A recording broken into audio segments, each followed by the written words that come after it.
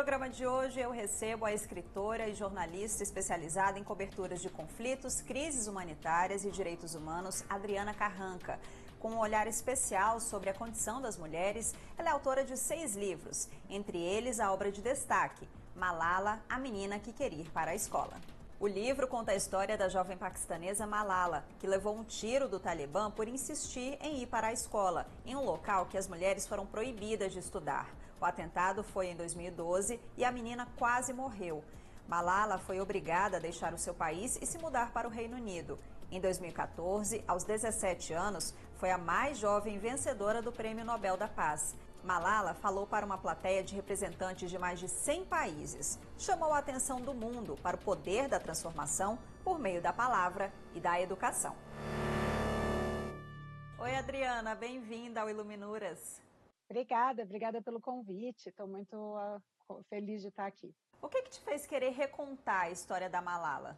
Eu trabalhava na época num jornal O Estado de São Paulo, na parte de internacional, e já tinha feito a cobertura da guerra no Afeganistão, que acaba vazando, né, para o lado do Paquistão.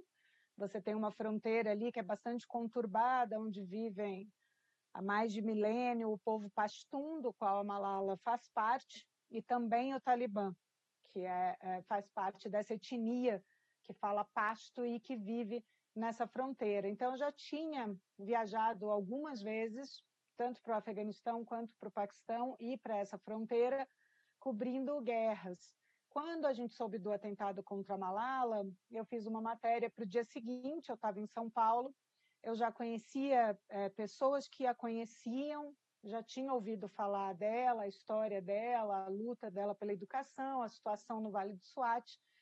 E o editor da Companhia das Letras, o Matina Suzuki, eu estava fazendo um livro para eles, ele me ligou perguntando o que eu achava de interromper aquele livro por algum tempo e fazer um livro sobre aquela guerra, pegando como gancho o atentado contra Malala. Na época, naquele dia, né, foi no dia seguinte, ela ainda estava em coma, então nós nem sabíamos se ela sobreviveria. A ideia era fazer um livro sobre o impacto da guerra nas mulheres e meninas. Mas quando eu fui para o Vale do Swat, eu comecei a aprender a história do Vale e eu achei tão encantadora a história desse povo, né? Eles têm uma longa tradição, por razões tortas, que muitas vezes foram a guerra e o terrorismo naquela fronteira. É um lugar que foi impedido de se desenvolver, ao mesmo tempo preservou a sua história e preserva a sua história oralmente, porque os pashtuns não tinham nem escrita até o século XV. É muito recente a língua pashtun escrita. Tudo, até o código de honra que eles têm, que chama o Pashtun Ali, que é como se fosse uma constituição do povo pashtun, ela não é escrita, ela não existe, não está escrita, ela é passada oralmente. Então, a minha convivência com a família, sempre que eu viajo eu procuro ficar hospedada com uma família local, não ficar em hotel, eu prefiro ficar com famílias locais para poder mergulhar na cultura e no cotidiano, observar o cotidiano das pessoas, né? E a casa onde eu fiquei tinham 8 crianças, então foi legal ver como é a infância naquele lugar, do que as crianças brincam. E à noite a gente se sentava ao redor do fogo, a casa não tinha fogão, nada, não tinha nem piso, né? Era mesmo só paredes de barro, né?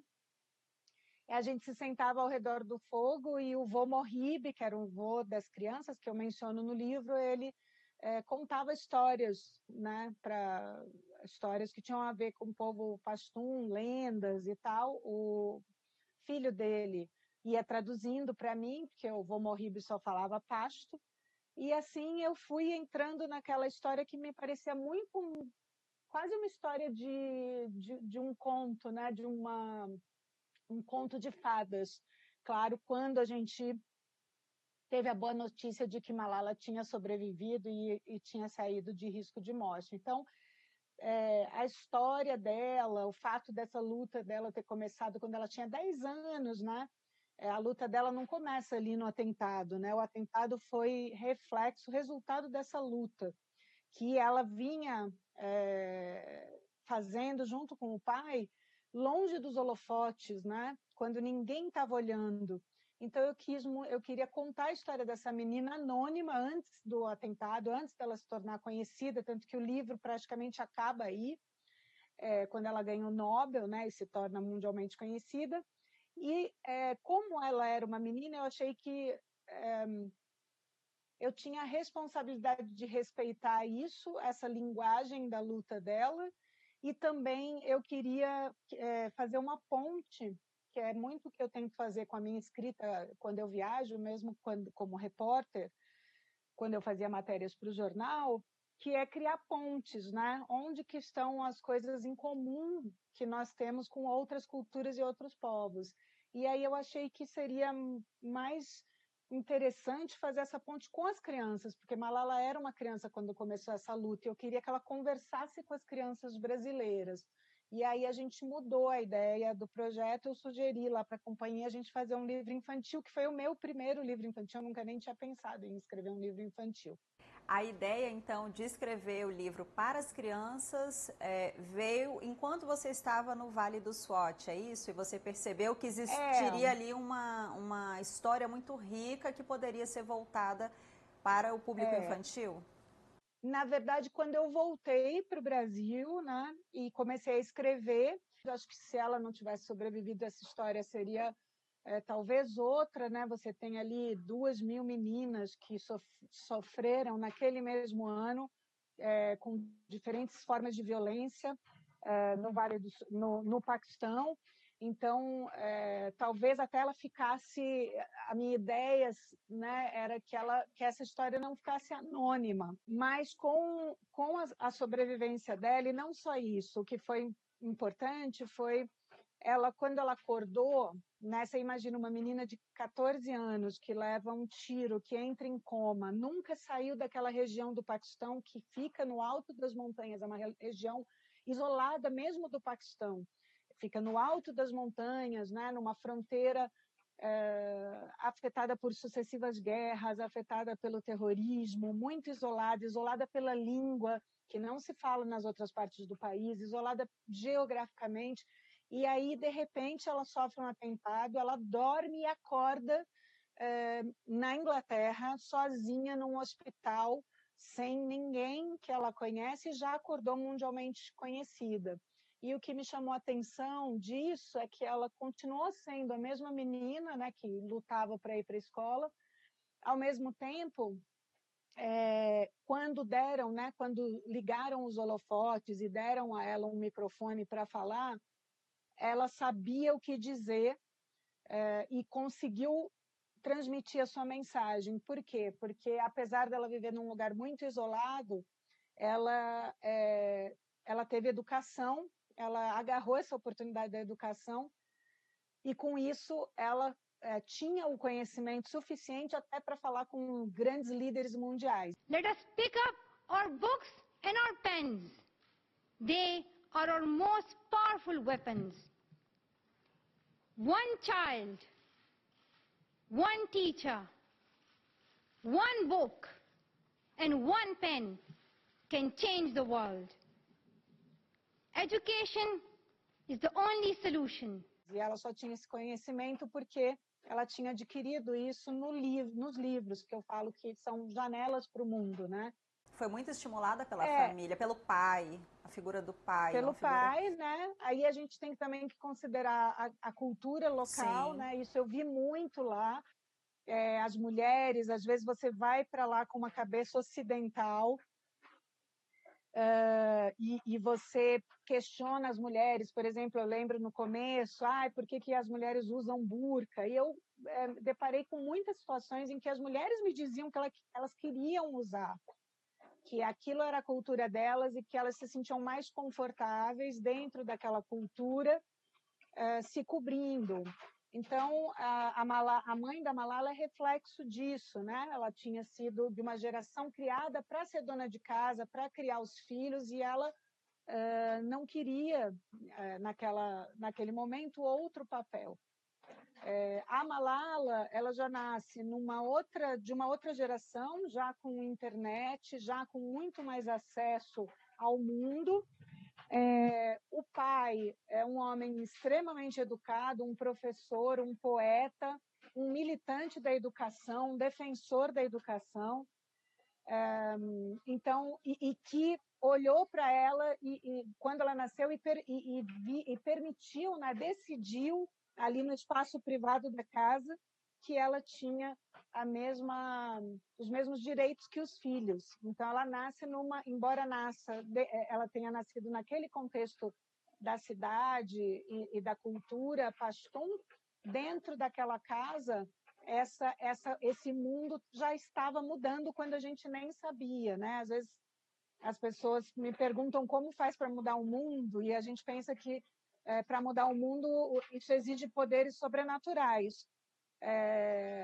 O exemplo da Malala mostra que não. Aquela escola, ela é muito exemplar assim do poder transformador da educação, né? Eu lembro que eu entrei na escola e havia ali uma plantação de malalas, né? Eram 900 meninas, 900 alunas, e todas elas falavam 4 línguas, muito inteligentes, muito articuladas, muito espertas, era um oásis ali no meio daquela cultura tão estrita, né? E onde as meninas se realizavam mesmo, você percebia isso, o momento que elas passavam no portão da escola, parecia um portal mágico. Elas tiravam o véu, elas se transformavam mesmo, era perceptível que naquele espaço elas se sentiam livres e que o aprendizado fazia muita diferença. Acho que isso me chamou também muita atenção e por isso também que eu quis escrever o livro, porque eu nunca tinha visto, era muito visível ali o poder transformador da escola. Você mencionou que ficou, né, numa casa de família no Vale do Swat. Quanto tempo você ficou por lá e o que te chamou mais a atenção na cultura ou no dia a dia ali mesmo dessa família e da cultura como um todo? Eu fiquei não só ali, mas também no Paquistão, porque eu entrevistei o que hoje é primeiro-ministro, que é o Imran Khan, que era, na época, o governador das áreas tribais. Eu entrevistei o príncipe do Swat, que morava em Islamabad, porque o Swat já foi um principado da coroa britânica, ele era descendente, né, do Wali, que é o rei em Pashto. Eu fui entrevistá-lo, eu entrevistei especialistas em feminismo muçulmano. Me chamou muita atenção que eu realmente, apesar de ter, mesmo no Afeganistão, e a gente tinha essa imagem da violação de direitos das mulheres, né? Ali aquilo me chamou mais atenção, porque realmente eles têm, a cultura pashtun tem uma tradição que se chama Purdah, que as mulheres, quando se casam, elas ficam em confinamento. Então, a mãe, por exemplo, das crianças, praticamente não saía de casa. Ela só podia sair de casa com a autorização do marido ou do filho mais velho, que tinha 12 anos. Nossa. E era quem dava as ordens na casa na ausência do pai. Então, aquilo me impressionou. O mercado local tinha uma faixa que dizia proibida a circulação de mulheres. Havia um horário no mercado, e é um mercado que é um mercado aberto, né? Porque a região é bastante pouco desenvolvida. Então, era como se fosse uma feira, e mercado de rua.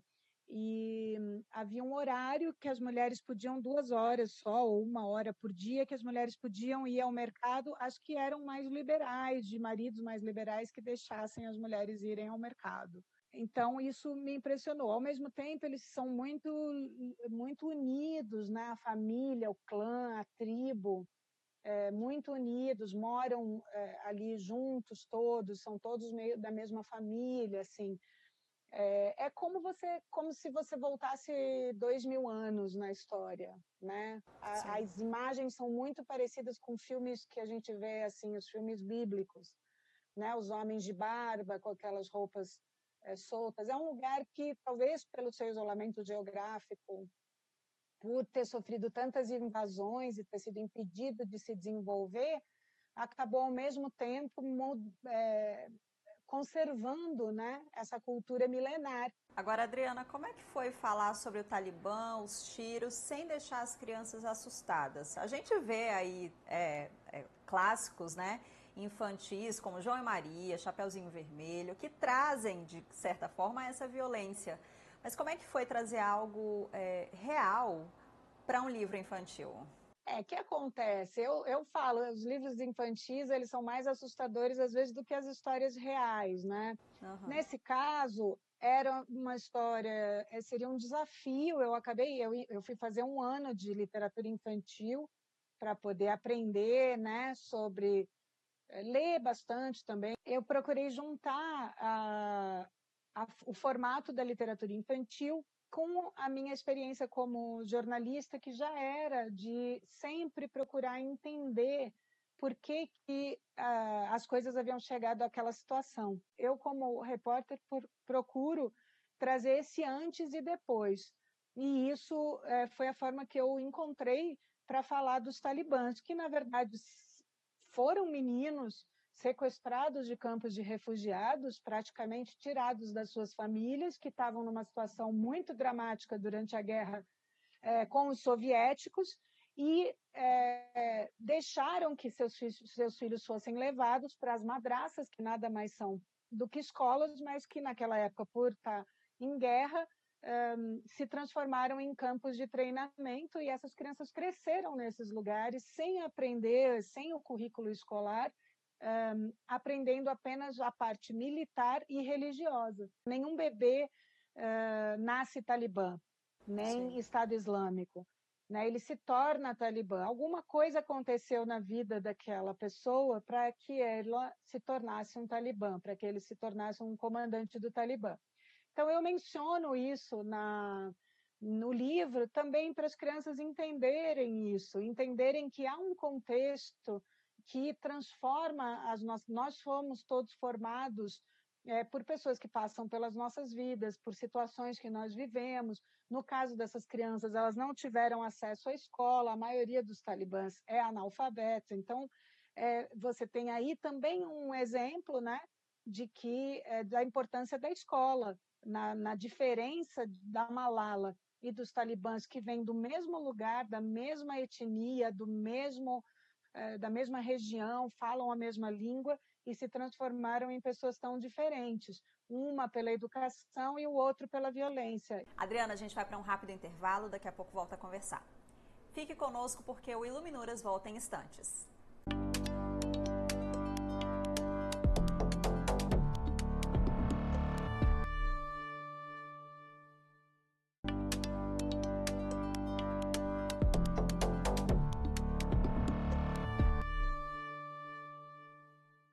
Estamos de volta com Iluminuras e hoje eu converso com a jornalista e escritora Adriana Carranca. E depois de lançar o livro, você teve a oportunidade de conversar com a Malala. Como é que foi esse encontro? Eu tive com ela algumas vezes. A primeira vez foi quando ela tinha se recuperado, foi para os Estados Unidos, né?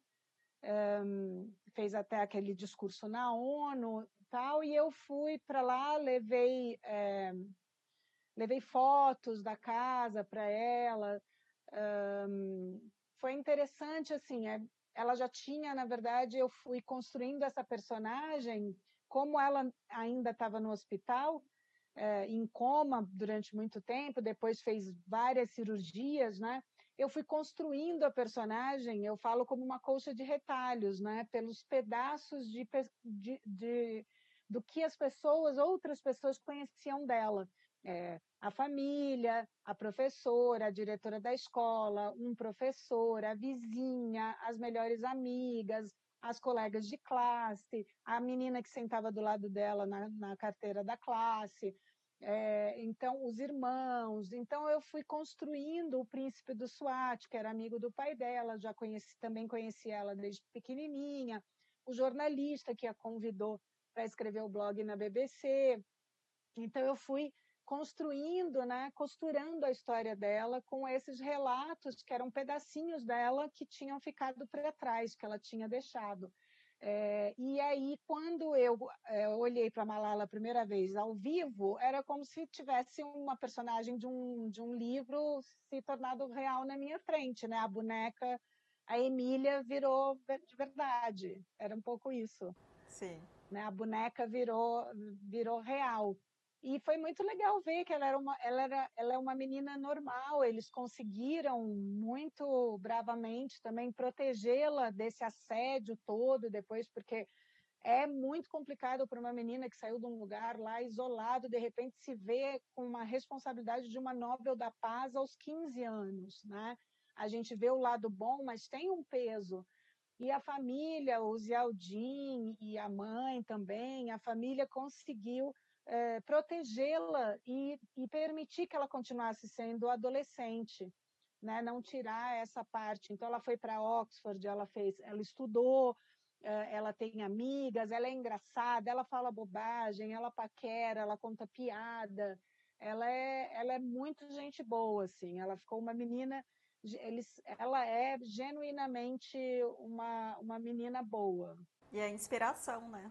Para muitas outras E uma meninas. inspiração, embora você converse com ela e ela sempre faça questão de dizer que ela não fez nada sozinha, que a gente não muda o mundo sozinho, que ela é muito também, muito humilde, né? De entender que que todos nós mudamos o mundo um passo de cada vez, uma decisão de cada vez, embora ela tenha se tornado um símbolo, né? Todos nós temos um papel nessa mudança de novo, com as decisões que a gente toma no nosso dia a dia, dentro do espaço privado da nossa casa, no lugar onde a gente mora. Que mensagem ela passa? Que todos nós podemos mudar o mundo, né? Todos nós somos um pouco Malala. Adriana, a gente passou o programa inteiro falando sobre esse livro super especial, que é o da Malala, o seu livro, mas você tem outras obras também publicadas, né? Entre elas, o Afeganistão depois do Talibã. Queria que você falasse um pouquinho sobre essa obra e também contasse brevemente a tua relação com o Oriente Médio. Eu fiz o primeiro que eu fiz foi o Irã sob o Chador, junto com a Márcia Camargo. Eu fui para o Irã como repórter também. E aí, praticamente, é um livro que conta a minha viagem, que foi curta como repórter naquele momento, no caso do Irã, porque eu fui para lá para fazer matéria sobre o programa nuclear. Eu fiquei 15 dias, mas foram 15 dias muito assim que me iluminaram assim muito da realidade do Irã, porque de novo eu fiquei com uma tradutora que era uma tradutora de espanhol, porque na época o governo não permitia que jornalistas andassem sozinhos no país, ainda não permite. E o governo colocava tradutores para acompanhar esses jornalistas. Então, eu acabei falando que eu não falava inglês para eu poder não ter que pegar um tradutor do governo, porque você nunca tem como saber se ele está traduzindo a verdade.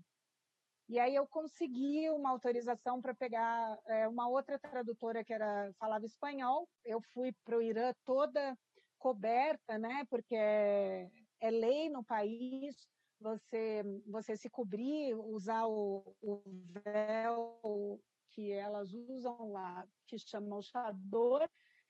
Você é avisada quando você entra, o avião entra no espaço aéreo iraniano, a comissária de mulheres para que elas se cubram. Então, eu tinha a imagem das iranianas super cobertas. Então, ali já desmanchou assim o estereótipo, grande parte do estereótipo que eu tinha sobre os iranianos. E aí, a parte mais bacana dessa viagem foi justamente conviver com a Marjaneh. Nós fomos a festas secretas, que tem muitas no Irã, entender como é que elas vivem e como é que elas enganam o governo, que é tão manipulador e opressor, mas em que eles conseguem ter uma vida praticamente normal, só que entre quatro paredes. Tem uma fala no Irã que é: no Irã o que se vê não é e o que é não se vê, porque tudo acontece entre quatro paredes. Então, eu relato isso nesse livro. O Afeganistão, depois do Talibã, ele já conta a história de 11 personagens praticamente todos afegãos, tem 2 estrangeiros, mas que vivem no Afeganistão há bastante tempo. E eu escrevi porque eu acompanhei muito, cobri o 11 de setembro, acompanhei muito, né, toda a história, cobri terrorismo, e sempre os relatos eles eram do ponto de vista do Ocidente, dos americanos, que é um ponto de vista válido, mas não é o único. Você tem toda uma população de um país que foi afetado diretamente pelo 11 de setembro, com uma guerra, embora não houvesse nenhum afegão, nenhum terrorista afegão no 11 de setembro. Eles foram alvo porque o Bin Laden estava, em tese, escondido ali, que hoje a gente sabe que não estava no Paquistão, no país vizinho. Então, eu queria contar o mesmo 11 de setembro do ponto de vista dessas pessoas. E aí eu fiz um livro que praticamente todas as histórias começam no 11 de setembro e cada uma conta um lado da guerra. Meu livro traz, então, o olhar dos afegãos. Tem a história de uma mulher analfabeta que nem sabe direito o que são os Estados Unidos, não sabia quem era o presidente americano, não tinha ouvido praticamente falar do Bin Laden, e foi alvo de um atentado à bomba quando ela estava num táxi. Ela era viúva, tem uma menina grafiteira, a Shamsia, que eu entrevistei, uma menina boxeadora que estava treinando para as Olimpíadas, né? Era a nova geração do Afeganistão pós-guerra que representava o futuro do país. Adriana, muitíssimo obrigada pela entrevista, adorei o papo. Obrigada a vocês, também adorei. E parabéns pelo trabalho. Muito obrigada. E muito obrigada a você pela companhia. Para rever este e outros programas, basta acessar youtube.com/TV Justiça Oficial. Até a próxima. Tchau, tchau.